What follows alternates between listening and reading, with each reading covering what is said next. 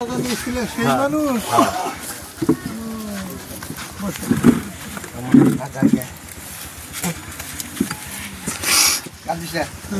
কি করার আছে?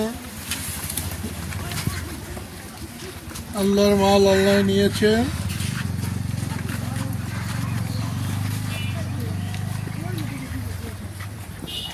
আমি যখন শুনলাম তখন মনে হইল, খবর পেলাম যে তুমি বল্লা মিটিং এর সব থেকে বড় প্রতারে গেছিল।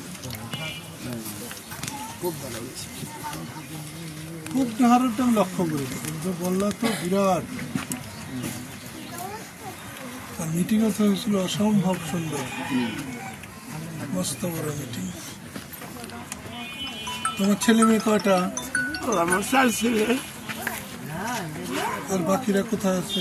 ব্যক্তি বিদেশ, পরে বাইরে বেড়াচ্ছিলাম।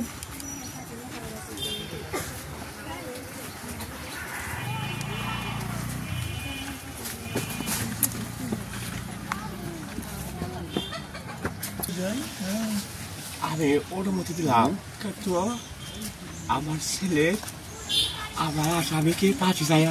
আমি আর কিছু চাই না।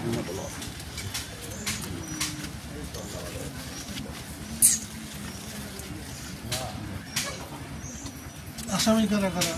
আসামি হলো জনি,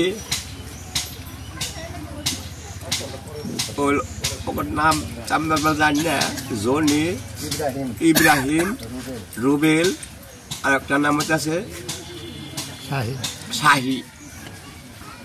এই 4 জনের নাম বলছে, আরো নাম বলে আছে, প্রকাশ হয় নাই। আমি কারোর মানে মিথ্যা, ওই যে আসামি দেখছে, যে সাক্ষী দেখছে, সেইটি যা কইতে আছে ওই সাক্ষী করবো, আসামি বানাবো, সেই ঘর আসামি দিব। আমি ফারি কোনো একটা লোক যান আসামি করতে পারে না, আমি আসামি দিব না। কোনো ফারি লোকের হরানি করবো না। আমি গেছিলাম দাদা, বউয়ের ভাই, বউয়ের ভাই আছে।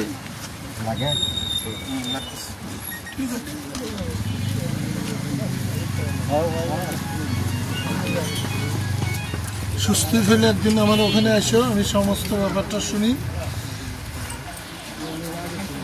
আমার এই নিয়ে আবার অসুবিধা হইল, আমি কারো জুলুম করতে পারি না, কাউকে।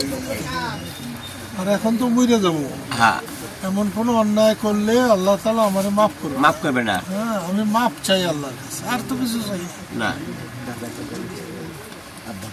এই দুনিয়ায় যা কিছু পাওয়ার আল্লাহ আমার সব দিচ্ছে।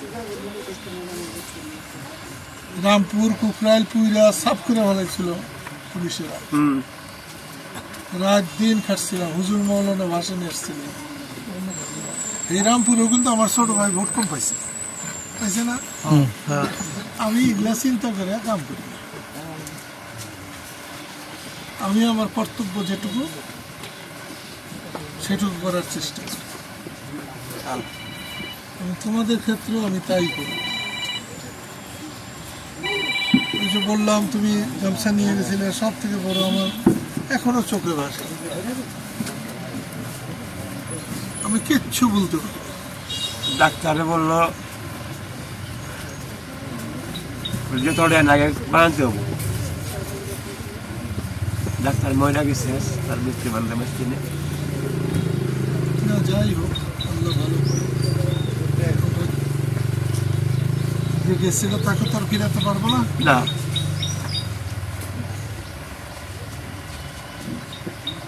আমি আরো একদিন আগে আসতাম, কিন্তু আমি ঢাকায় ছিলাম। তোমাদেরই এটাও জানাইছে আমার পরে। তাহলে উঠি। তোমার বাড়িতে গেলাম না তো,